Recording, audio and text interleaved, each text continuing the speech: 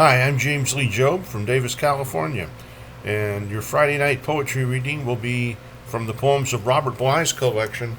My sentence was 1,000 Years of Joy, a HarperCollins book. And these are some marvelous poems written in 6 3-line stanzas all the way through the book. And each stanza in a poem could be a separate 3-line poem. I'll begin with The Dark Autumn Nights. This is Robery Bly.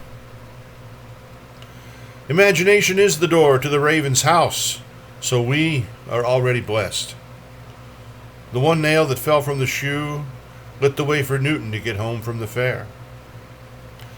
Last night I heard 1,000 holy men and 1,000 holy women apologize at midnight because there was too much triumph in their voices.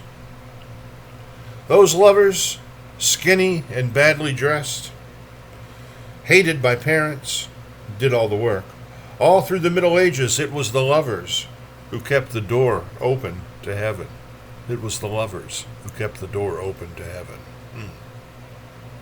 Walking home, we become distracted whenever we pass apple orchards. We are still eating fruit left on the ground the night Adam was born. St. John of the Cross heard an Arab love poem through the bars and began his poem. In Nevada, it was always the falling horse that discovered the mine. Robert, you know well how much substance can be wasted by lovers, but I say blessings on those who go home through the dark autumn nights. This is The Blinding of Samson. A lot of Old Testament imagery here, isn't there? The blinding of Samson. Don't you see them? They're coming to blind Samson. Some of us don't want the day to end. If Samson goes blind, what will happen to the sea? Isn't it bad enough that the sun goes down each night while children throw shoes at the moon?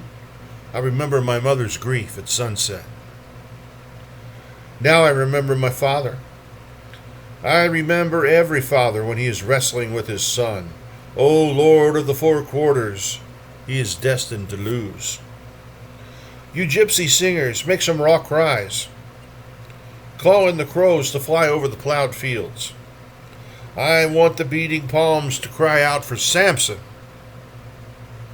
I want rough voices and shouting women to cry out against the blinding of Samson.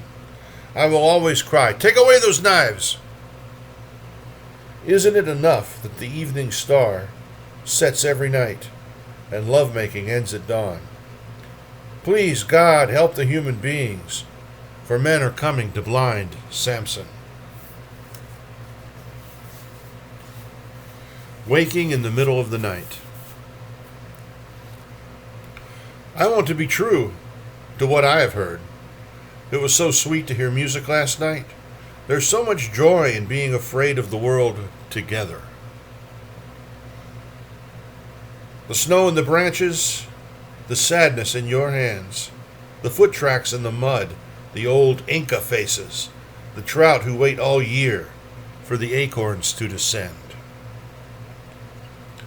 The sitar player is so much like the crow who rises each morning in the sky above the black branches and cries 6 times with no memory of the light. Every musician wants his fingers to play faster so that he can go deeper into the kingdom of pain. Each note on the string calls for one more note. The hand that has written all those sounds down is like a bird who wakes in the middle of the night and starts out toward its old nest on the mountain. Robert, I don't know why you would have such good luck these days. Those few lines about the crows crying are better than a whole night of sleep.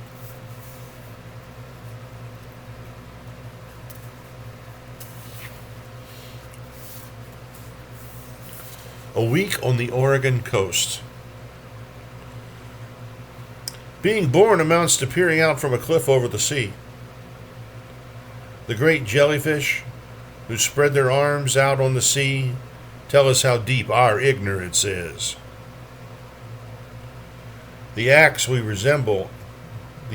take resemble ink soaking through a page. Isn't that a wonderful image? Can't you just see the ink? The acts we take resemble ink soaking through a page. Men and women we cannot see have written on the page just before us. It was death who folded the page over. Why do we assume that we are responsible for the pain of those near to us? The albatross that lands on the mast began flying 1,000 years ago. We are floating in an open boat near the Bermudas, watching drops of seawater fall off our oars. Soon Melville's ship will come by singing. All those times we've been born and died, including those times when we were never born at all, require Andromeda to sit upright in her chair. Robert, you've become a watcher of the night sky. You sit up half the night looking at Orion. Be glad that so many jellyfish spread their arms out on the sea. Stealing sugar from the castle. Later on, Robert Bly used the title of this poem as the title for a collection of one of his books. Stealing sugar from the castle. We are poor students who stay after school to study joy. You have to study joy after school. It's not in the curriculum, right? We are poor students who stay after school to study joy. We are like those birds in the India mountains. I am a widow whose child is her only joy. The only thing I hold in my ant-like head is the builder's plan of the castle of sugar. To steal just one grain of sugar is a joy. Like a bird, we fly out of darkness into the hall, which is lit with singing, then fly out again. Being shut out of the warm hall is also a joy. I am a laggard, a loafer, and an idiot.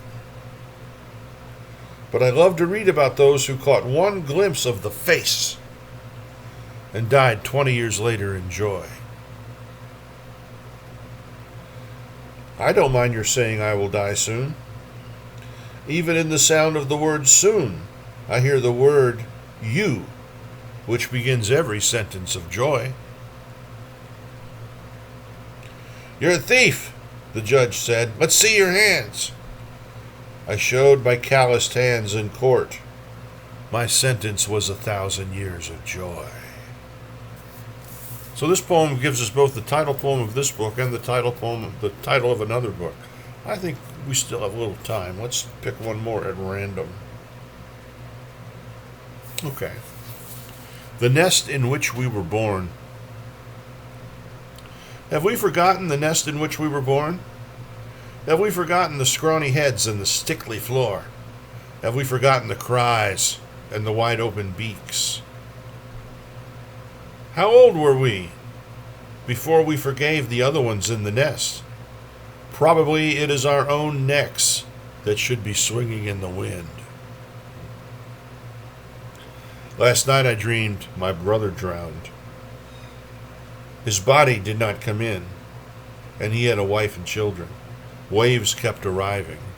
At last, I saw his shirt. We are in a rowboat halfway over the ocean, with the oars broken. Water's coming in through the cracks. A blind old man is guiding our route by the stars. That's a rough spot. What shall we do with the stories old men tell?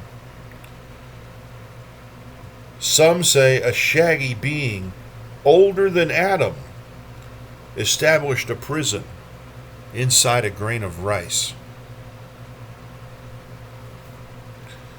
One hair left on the goat's chin will be enough to bring down lightning on a stormy night if we've forgotten the nest in which we were born. One hair left on the goat's chin will be enough to bring down lightning on a stormy night if we have forgotten the nest in which we were born. Robert Bly, my sentence was 1,000 years of joy. And I wish you a week of joy, and we'll meet again here next Friday, if you so wish. Thank you so much.